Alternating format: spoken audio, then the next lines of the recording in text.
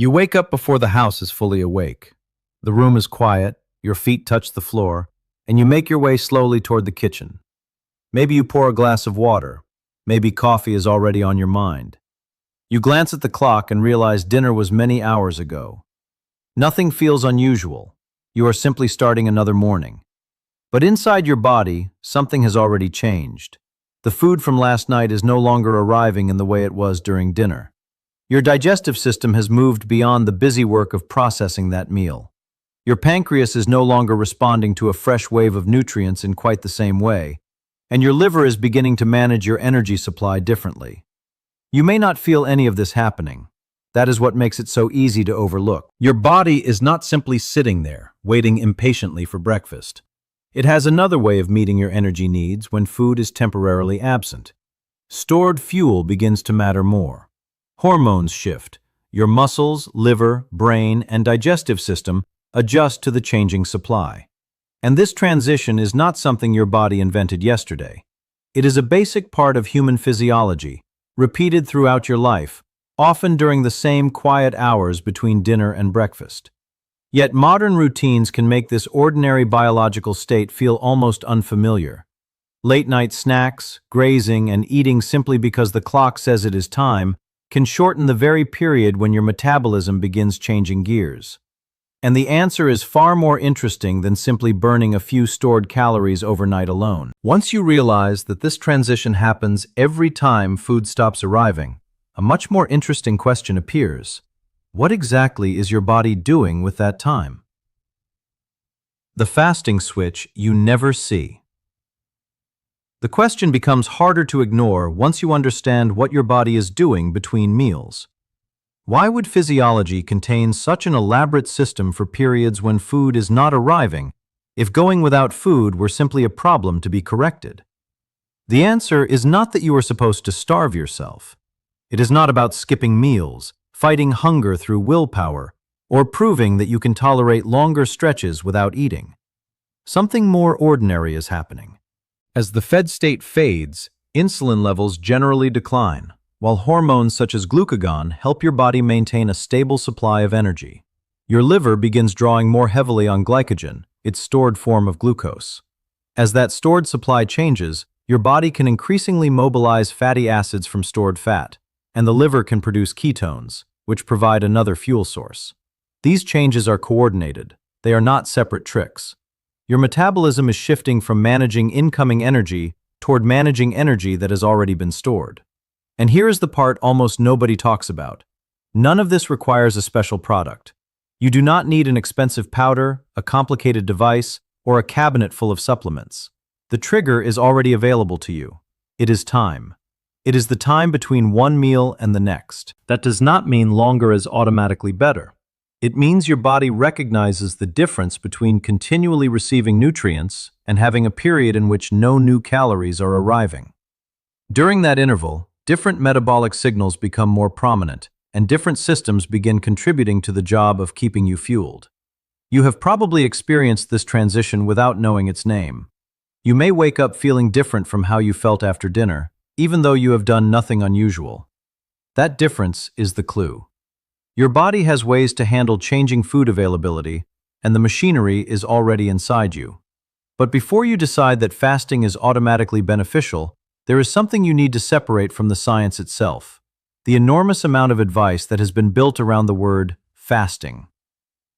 Fasting without the wellness mythology. If you have spent any time listening to health advice, you have probably heard fasting described in almost magical terms. You hear about detoxes, autophagy hacks, 24, 48, or 72-hour fasts, and rigid eating windows presented as though one schedule could transform everyone's health. I find that kind of advice frustrating because it takes a real biological process and turns it into a slogan. Your body does respond to periods without food. That part is real. Insulin changes. Stored energy becomes more important. Fat metabolism increases as the fast continues.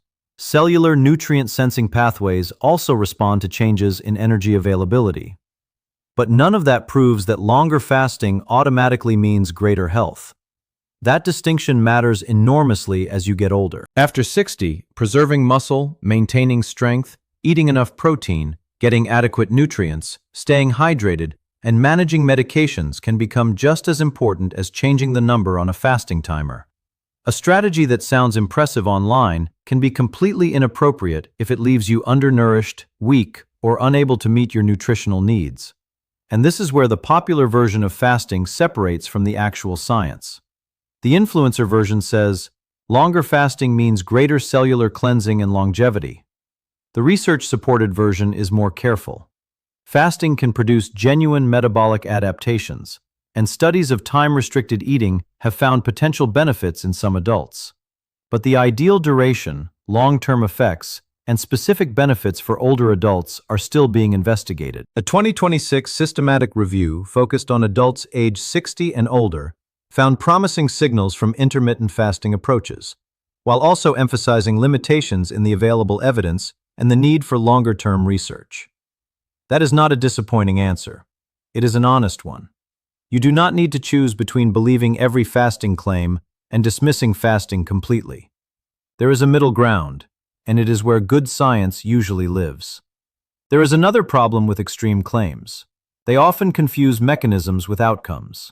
Seeing a pathway respond to reduced nutrient availability does not mean you have proved that a particular fasting schedule will extend your life.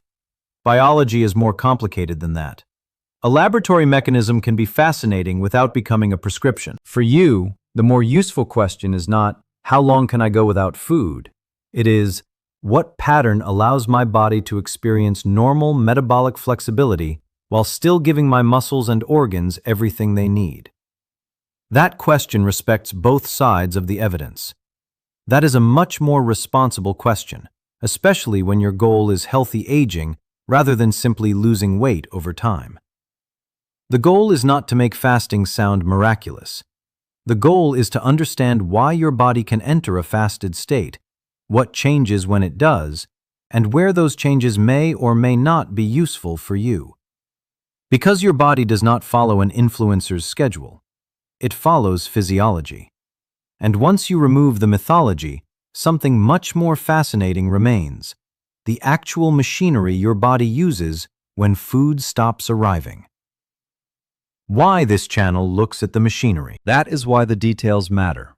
You deserve more than a list of foods to eat, hours to fast, or rules to follow, without understanding what those recommendations are actually doing inside your body. This channel is built around that difference.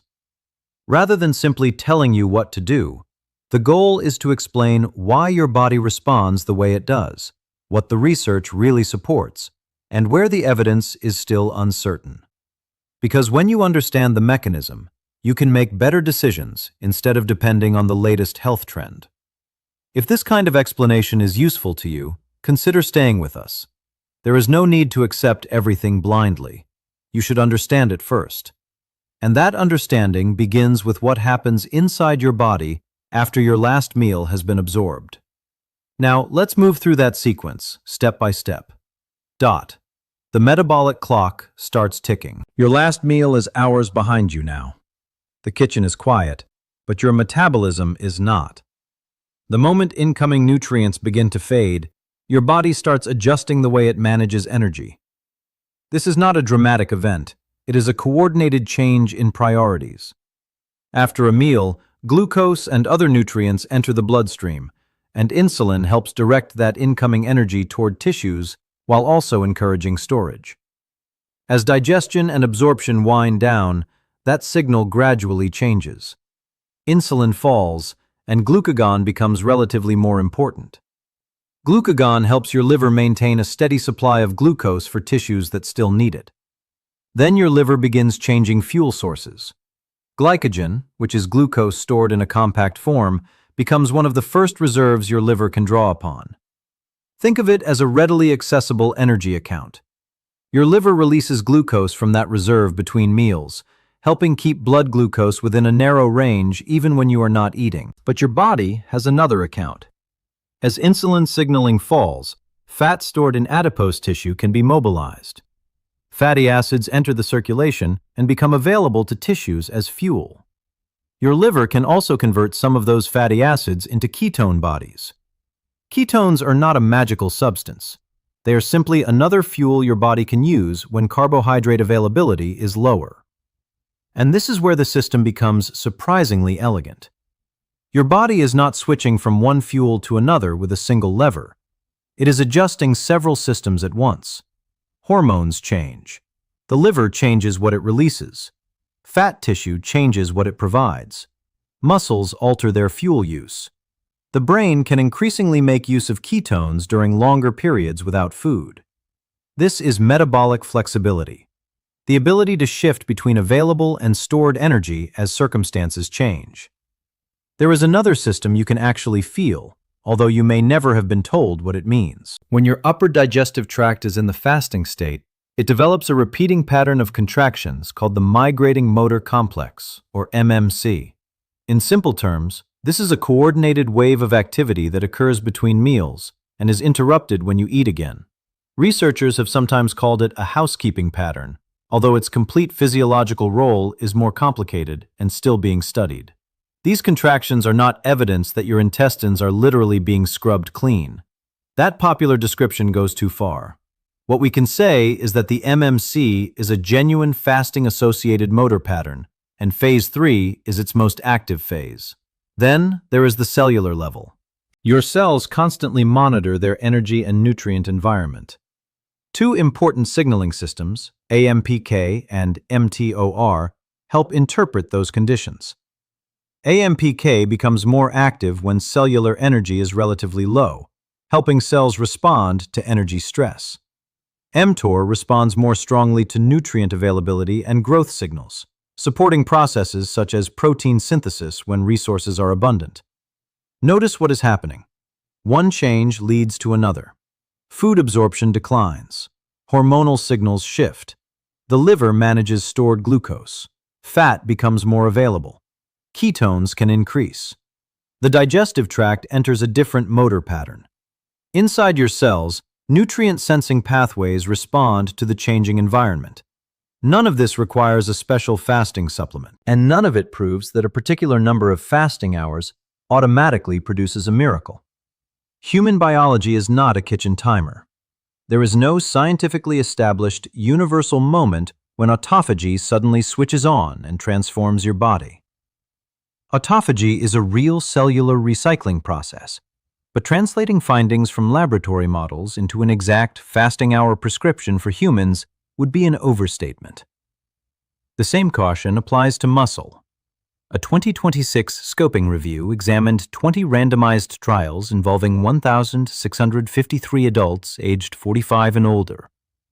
The researchers found that intermittent fasting generally produced relatively small differences in fat-free mass compared with comparison diets, but concluded that evidence remains insufficient to determine its long-term effects on skeletal muscle in older adults. That matters because healthy aging is not simply about becoming better at using stored fuel. It is about preserving the ability to move, climb stairs, carry groceries, and remain independent. Your body has been managing the transition between incoming fuel and stored fuel for as long as human physiology has existed. The remarkable part is not that fasting creates a new system. It is that your body already has overlapping systems designed to handle the absence of incoming food. There is a reason to slow down before turning this physiology into a rigid rule. During an overnight fast, you are not entering the metabolic state as someone going days without food. The body makes these adjustments along a continuum. Early on, liver glycogen and glucose production help maintain blood glucose. With longer food deprivation, fat oxidation and ketone production become more important. The proportions change gradually rather than at one switch. The digestive system follows its own rhythm as well. Human studies have observed migrating motor complex cycles lasting roughly 113 to 230 minutes, with variation between individuals. That variability is a reminder. Physiology does not operate according to one universal stopwatch. Your muscles matter here. Protein intake and resistance exercise provide signals for maintaining muscle, while fasting changes the nutrient environment in which those signals occur. You should not chase the longest period without food. The goal is to understand the trade-offs. Your body is adaptable, but adaptability is not permission to ignore nutrition. The deeper lesson is simple. A meal does not merely add calories, it changes the hormonal and cellular environment. And when that meal is finished, the environment changes again. That is the metabolic clock you never see. Now that you can see the sequence, the next question becomes more important. What happens when you take this physiology and push it too far? When more fasting becomes the mistake. Once you understand that your body can shift towards stored fuel, it is tempting to take the next step and assume that more must be better. If 12 hours can create a fasting state, perhaps 16 is better. If 16 is useful, perhaps 24 must be better still. That is where a reasonable idea can quietly become a bad strategy. You were not wrong to notice that fasting changes metabolism. The mistake is assuming that the body rewards you simply for making the fasting window longer. After 60, there is another priority that deserves equal attention: keeping your muscle. As you age, muscle can become less responsive to the signals that normally stimulate growth and repair. This is sometimes called anabolic resistance. In plain language, the same amount of protein or exercise may produce a smaller muscle-building response than it did when you were younger. That does not mean fasting automatically destroys muscle. It does not. A 2024 controlled study in middle-aged men found that short-term intermittent fasting, combined with energy restriction, did not reduce integrated muscle protein synthesis under the specific conditions tested. But one controlled study cannot answer every question about years of fasting in older adults. And this is where the distinction matters. The version most people hear is, the longer you fast, the more fat you burn, so longer must be healthier. What your body actually needs is more balanced. Periods without food can coexist with adequate protein, sufficient energy, resistance exercise, and enough vitamins and minerals to support the tissues you want to preserve. If extending your fasting window means you regularly skip protein-rich meals, eat too little overall, or become weaker during exercise, you may be solving one problem while creating another. That is not your fault. You were given a simple rule for a complicated system. Your goal is not to win a fasting contest. Your goal is to remain strong, functional, and metabolically healthy as you age. And remember, this is repeated over and over. A small nutritional shortfall once may mean little. Repeated day after day, it can become a pattern. So if fasting is neither a miracle nor a threat, what is the belief that needs to change before you can use it intelligently? The myth. Your body needs constant food. That question brings us to a belief you may have carried for years, that your body needs a steady supply of food throughout the day to remain healthy. You have probably heard that older adults should never skip meals, and there is a good reason that advice became common. Adequate nutrition matters. Protein matters. Maintaining muscle matters even more as you age.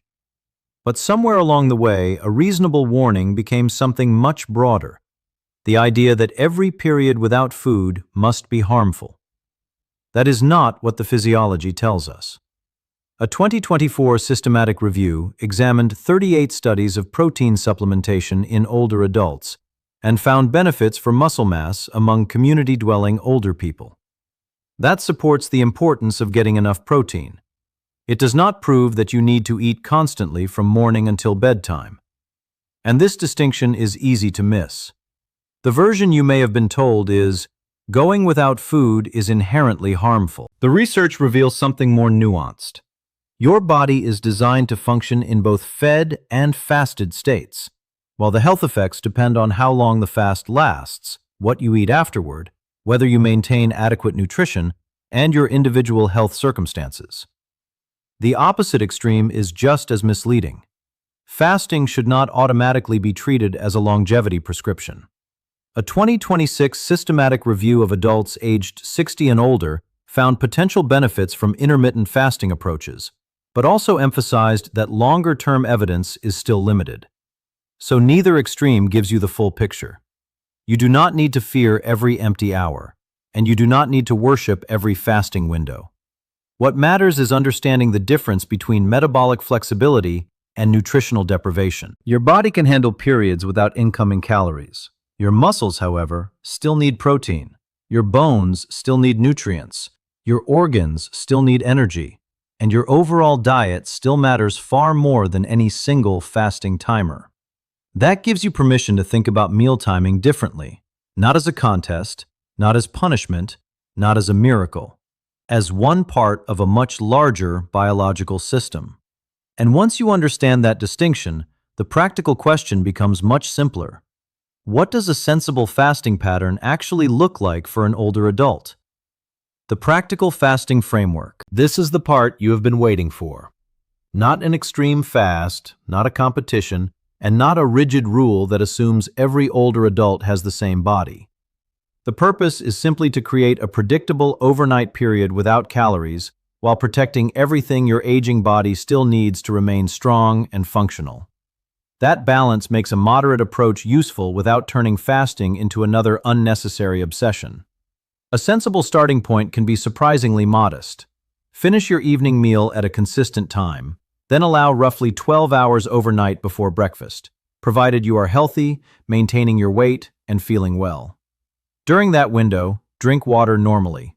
When you break the fast, choose a balanced meal that includes a meaningful protein source, rather than treating breakfast as a reward for having gone without food. And remember, what happens inside the eating window matters enormously.